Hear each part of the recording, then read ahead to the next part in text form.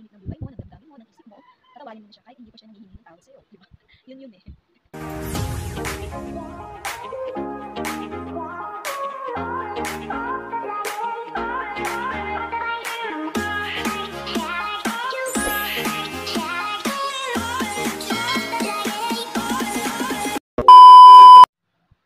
Hi guys!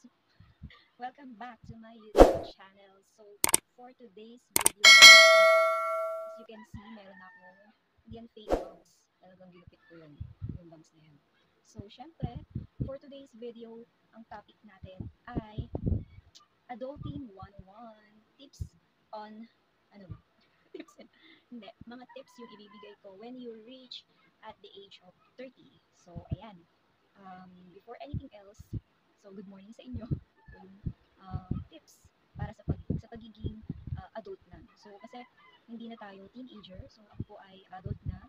And I am 32 years old this coming October. So, mawawala na po ako sa kalendaryo at ayun ang kinalulungkot ko. Charot.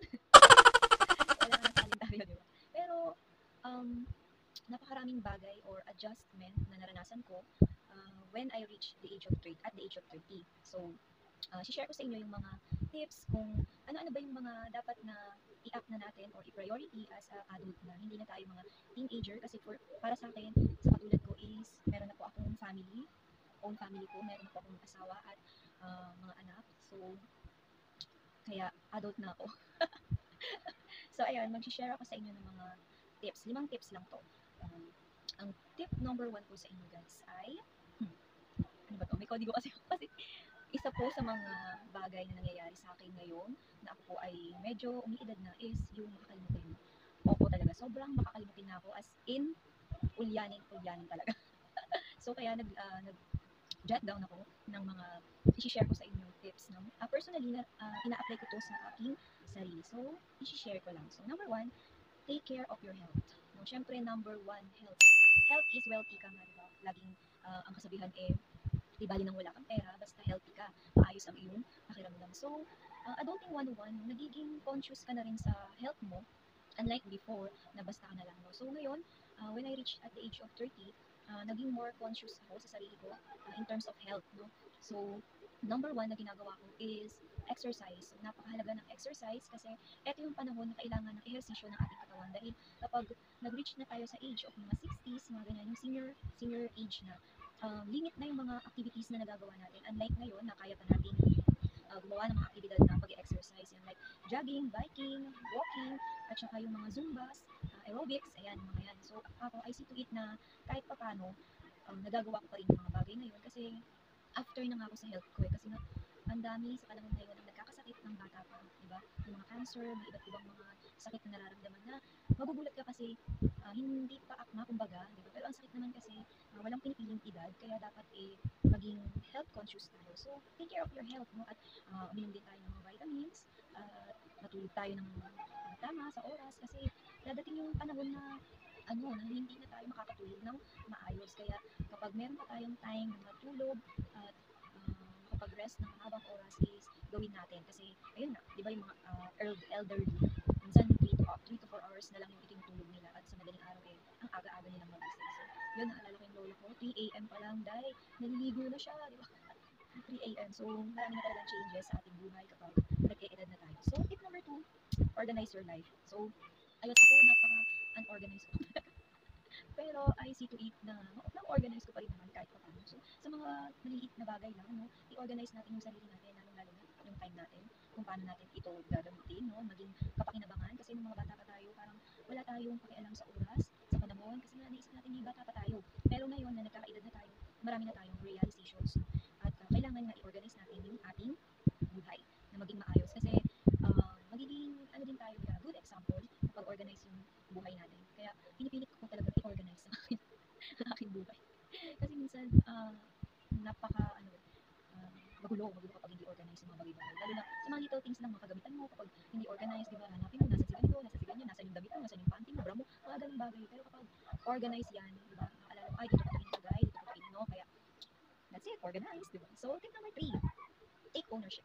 So, kasi tayo kapag kabataan tayo, diba? Iba yung gusto ng damdamin natin. So, usually, hindi tayo marunong magpakumbaba. Pero when it comes na umidad ka na, no, nakakapag-realize ka na ng mga bagay-bagay. So, kailangan matuto tayo na, kasi di ba mga kabataan, mahilig mga panahon nila na manisi, ganyan, na blame to others. Pero, syempre, kailangan, eto na yung mga iiwasan natin, no? Not to blame others. Kung ano man yung nangyayari sa buhay mo, it's your choice. No? Kailangan wala tayong sisisihin ibang tao kasi life is a choice. Kung ano yung nangyayari sa buhay mo, choice mo yan. So, wala tayong ibang dapat sisisihin kung meron mga pagkakamali sa buhay natin is yung mga sarili natin or ayun yung mga tinatawag na mga consequence na mga past na ating mga ginagawa na hindi tayo aware. So, magkakaroon tayo ng mga consequences pero hindi natin dapat ito isisi sa ibang tao. No? Ayun nga, once again, life is a choice. Next po, learn to apologize. So, minsan kasi nakakababa daw ng ego kapag nag-apologize. So, para sa akin naman, hindi siya nakakababa ng pagkatao mo. Ito ay satisfaction din sa sarili mo kasi ano eh, ang hirap din kasing mabuhay nang may tinatago ka na sama ng loob sa dibdib mo. Kung meron man siyang nagawa sa'yo, huwag mo nang hintayin, humingi siya ng tawad. Patawarin mo na siya.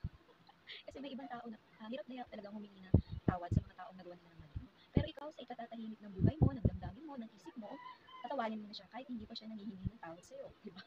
Yun eh. Ganun talaga kapag adulting 1-1 na. So, naiisip mo na yung mga, hindi ka na immature. Matured ka na mag-isip. So, that's it. Then, appreciate your family. So, ayun, no? Kapag nag-reach na tayo ng ganitong age, mas na-appreciate natin yung family natin, lalong-lalo na especially yung parents natin. No? For me, lalo na sa akin, dahil ako ay may asawa at anak na, so sobrang appreciated ko yung life ng aking parents ngayon dahil isa na rin akong parents, no? Um, naging, ano ba, naging open eyes sila sa akin na hindi madali talaga pala yung pinagdaanan nila as a parent kasi ngayon na-experience ko na. So dati abang-abang ka lang kung anong ihahain sa'yo ng magulang mo, kung anong ibibigay sa'yo. Sila yung nagpo-provide ng lahat ng kailangan mo. But now, ikaw na yung magpo-provide para sa family mo. Hindi ka pwede yung tatamad-tamad. So, napakahirap pala talagang maging isang magulang at mag-build ng isang family. No? Kasi para lang talaga to sa mga responsible na tao. Kasi kung hindi ka responsabling tao sa ganitong sitwasyon dahil kawawa lang yung pamilya mo, hindi magiging maayos at especially most especially talaga yung mga bata, kawawa sila. So, kaya ayun, sabi ko napakaswerte ko kasi um, yung mga magulang ko is hindi man sila ganun kayaman, hindi sila mapera, pero they are striving hard para i-provide lahat ng mga needs namin nung bata pa ako. So ngayon, appreciated ko talaga sila sa buhay ko at kayo rin dapat appreciated nyo yung family nyo at yung parents nyo kasi ang hirap maging parents. Ang hirap maging magulang. No? Parang lifetime commitment mo. So, pagkatapos sa mga anak, then sa mga apo naman, di ba, hindi na natapos yung responsibilidad nila bilang isang magulang. So, ano ba yun? Masasabi ko lang is, love your family. Make time for them. Spend more time with them. Spend memories, mga ganun. Kasi, life is so short. No? Minsan ay may oras na hindi mo sila kasama, hindi mo na sila makakasama. Kaya samantalahin natin yung mga panahon na nandyan pa sila. So, yun lang. And then, syempre, lastly, love yourself, syempre. Diba? Mahalin mo yung sarili mo. Kasi, mahirap din naman yung bigay ka lang ng bigay. Diba? Mahal mo yung mga ibang tao, yung pamilya mo, pero yung sarili mo, na isasang tabi mo na, hindi mo na nabibigyan ng atensyon. So, meron tayong tinatawag na me time, no? Hindi naman tayo pinagbabawalan na magsulo, na magganon. Just enjoy our own self, our own self. Enjoy natin yung sarili natin, mahalin natin. Kasi, kung hindi tayo marunong magmahal sa sarili natin, di ba? Hindi rin, hindi rin natin ma-express yung love na binibigay natin sa iba. So, yun. Maipapayo ko lang, love yourself. Alagaan mo sarili mo, huwag kang masyadong baka self-pity. Minsan kasi meron tayong may mga damdamin tayong ganyan. Alam ko, hindi lang ako nag-iisa. Meron din ako mga self-pityness, mga ganyan. Pero, I overcome it. No? Iniisip ko na hindi tama yung mga ganong kaisipan. So, ayun lang. Mga tips mga tips para sa adulting 101. So, that's it for this video. I hope nagustuhan niyo yung mga shinare ko na mga tips on adulting 101 kasi ayun nga, hindi na tayo kabata. So, tayo po ay nag-iedad na pero young at heart pa rin naman po tayo, di ba? Parang pag ano nga nakikita ko yung sarili ko dati, sa mga old pictures ko, agoy, ako ba talaga to? Parang mas okay yung itsura ko ngayon kaysa noon. So, ayun, we are blessed kasi um, meron tayong kagalakan sa puso natin. Dahil ayun yung nabibigay sa atin ng glow. Yun po yun, isang number one na, uh, ano natin, number one na taglay natin dapat para maging good looking tayo. Always happy at magalak po tayo. So, that's it for this, ay ko, that's it for this video. I hope you like this video. Kaya please like, share, and subscribe and hit the notification bell para sa mga videos na i-upload ko. So, goodbye. See you.